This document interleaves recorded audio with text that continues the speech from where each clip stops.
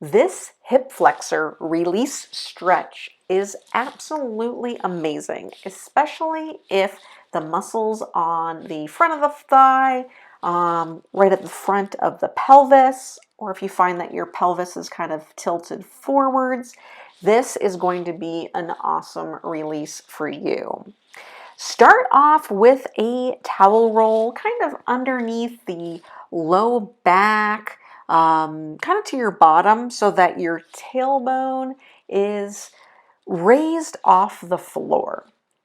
And you want to start off nice and relaxed with both legs extended and just kind of let your low back sort of relax and kind of give in to the stretch. Start gently by pulling one of your knees into your chest, and you should feel a very gentle stretch on the hip flexor of that straightened leg.